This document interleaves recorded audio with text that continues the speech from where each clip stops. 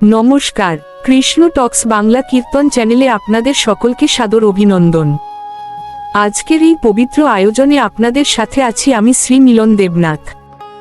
কৃষ্ণপ্রেমের অমূল্য সম্পদ আজকের আলোচনার বিষয়বস্তু।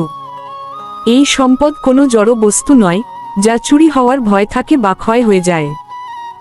এটি এমন এক মাধুর্য যা হৃদয়ের গভীরে সঞ্চিত হলে মানুষ ইহজাগতিক সব সীমানা পেরিয়ে এক অনির্বচনীয় আনন্দের সন্ধান পায়। প্রতিদিন সন্ধ্যা 7টায় আমাদের এই ভক্তিপূর্ণ আয়োজনে আপনাদের সঙ্গ পাওয়া আমাদের পরম প্রাপ্তি। অনেকে প্রশ্ন করেন, ভক্তি কেন এত গুরুত্বপূর্ণ? এই প্রশ্নের উত্তর খুঁজতে গিয়ে আমাদের মনে পড়ে ভক্ত ধ্রুবের কথা। ছোট্ট ধ্রুব যখন বনবাসে গিয়ে একাগ্রচিত্তে ভগবানের ধ্যান করেছিলেন, তখন বাইরের জগৎ তার কাছে অর্থহীন হয়ে পড়েছিল। ভক্তি হলো ঠিক সেই অবস্থায় যেখানে জগতের সমস্ত কোলাহল ছাপিয়ে কেবল অন্তরের সুরটিই বড় হয়ে ওঠে। প্রেমের এই পথটি কিন্তু খুব সহজ, অথচ আমরাই একে জটিল করে ফেলি। যখন ভক্ত তার সমস্ত অহংকার বিসর্জন দিয়ে ভগবানের চরণে নিজেকে সমর্পণ করে, তখনই সেই হৃদয় প্রেম প্রস্ফুটিত হতে শুরু করে। আপনারা কি খেয়াল করেছেন, যখন আমরা কোনো প্রিয়জনের কথা ভাবি, তখন আমাদের মন আপনা আপনিই তার প্রতি ধাবিত হয়? ঠিক তেমনি, যখন শ্রীকৃষ্ণের গুণাবলী এবং তার লীলামৃতের প্রতি আমাদের গভীর অনুরাগ জন্মায়, তখন সেই চিন্তাই আমাদের হৃদয়ের খোরাক হয়ে ওঠে। এই অনুরাগী ভক্তির পথকে সুগম করে তোলে। কৃষ্ণপ্রেম কোনো আবেগপ্রবণতার বিষয় নয়, বরং এটি আত্মোপলব্ধির এক উচ্চমান। বিল্লুমঙ্গল ঠাকুরের কাহিনী আমরা অনেকেই জানি, যিনি জাগতিক সৌন্দর্যে মুগ্ধ হয়েও শেষ পর্যন্ত সেই সৌন্দর্যের উৎস শ্রীকৃষ্ণের চরণে নিজেকে খুঁজে পেয়েছিলেন। যখন আমাদের প্রতিটি কাজ ভগবানের সেবায় উৎসর্গিত হয়, তখনই তা প্রেমের রূপ ধারণ করে। আমাদের এই পার্থিব জীবনে আমরা অসংখ্য সম্পর্কের জালে জড়িয়ে থাকি, কিন্তু এই সম্পর্কগুলো কি চিরস্থায়ী?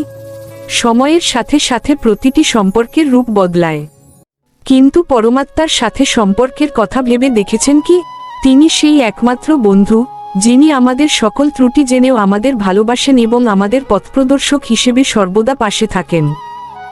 কীর্তনের মাহাত্ম্য এখানেই যে এটি আমাদের মনকে শান্ত করতে সাহায্য করে।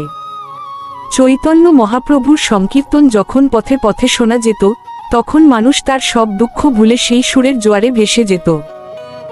এই সুরের মূর্ছনা আমাদের মনে করিয়ে দেয় যে আমরা কেবল শরীর নই, বরং আমরা সেই পরম সত্তার ক্ষুদ্র একটি অংশ। আপনারা কি কখনো অনুভব করেছেন, যখন আমরা নিরন্তর তার নাম জপ করি বা কীর্তন শুনি, তখন মনের অস্থিরতা কমে আসে? এটিই হলো কৃষ্ণপ্রেমের প্রাথমিক স্পর্শ। এই স্পর্শ আমাদের মনে করিয়ে দেয় যে আমরা একাই নই। তিনি প্রতিটি মুহূর্তে আমাদের হৃদয়ে বিরাজ করছেন, কেবল প্রয়োজন আমাদের একটু সচেতন হওয়ার। অনেকে মনে করেন ভক্তি মানেই সব কাজ ছেড়ে দিয়ে বসে থাকা। আসলে তা নয়। অর্জুনের কথা একবার ভাবুন তো, কুরুক্ষেত্রের ভয়াবহ যুদ্ধের মাঝেও তিনি ছিলেন শ্রীকৃষ্ণের পরম ভক্ত। সংসার বা কর্মক্ষেত্র থেকে পালিয়ে যাওয়া ভক্তি নয়, বরং সংসার ধর্ম পালন করেও ভগবানের প্রতি অটুট বিশ্বাস রাখাই হল প্রকৃত কৃষ্ণপ্রেমের সার্থকতা। জীবন মানেই তো একটি দীর্ঘ যাত্রা। এই যাত্রার পথে আমাদের সঙ্গী হয় নানা অভিজ্ঞতা, কিছু সুখের, কিছু দুঃখের। কিন্তু যারা কৃষ্ণপ্রেমের স্বাদ পেয়েছে, তারা জানে যে আনন্দ বা দুঃখ কোনোটিই স্থায়ী নয়। তাদের হৃদয়ে যে স্থির প্রশান্তি বিরাজ করে, তা এই পরম সম্পর্কের কারণেই সম্ভব হয়। আপনারা কি লক্ষ্য করেছেন, যখন আমরা একা থাকি, তখন মনের ভেতর নানা অদ্ভুত চিন্তা ভিড় করে? সেই সময় যদি ভগবানের নাম স্মরণে আসে, তবে ওই একাকিত্ব আর কষ্টের কারণ হয় না, বরং সেই একাকিত্ব হয়ে ওঠে একান্ত আলাপচারিতার এক সুন্দর অবসর। এভাবেই ভক্তি আমাদের মনের একাকিত্ব দূর করে।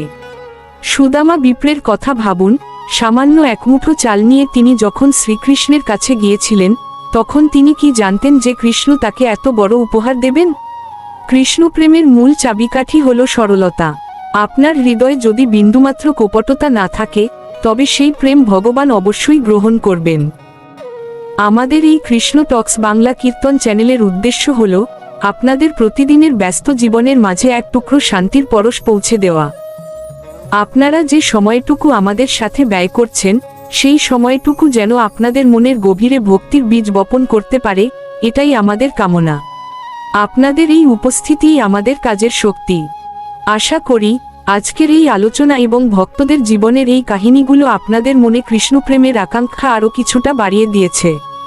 ভিডিওটি যদি আপনাদের ভালো লেগে থাকে তবে অবশ্যই লাইক দেবেন এবং বন্ধুদের মাঝে শেয়ার করবেন। আপনাদের মতামত আমাদের এই পথচলায় এক অমূল্য পাথেয়। প্রতিদিন সন্ধ্যা 7টায় আমাদের এই ভক্তিপূর্ণ আয়োজনে আপনাদের সাথে দেখা হবে নতুন কোনো ভাবনার ডালি নিয়ে। ততক্ষণ পর্যন্ত আপনারা সবাই ভালো থাকুন, সুস্থ থাকুন এবং শ্রীকৃষ্ণের নাম স্মরণে নিজের মনকে শান্ত রাখুন। শ্রী মিলন দেবনাথ। হরে কৃষ্ণ।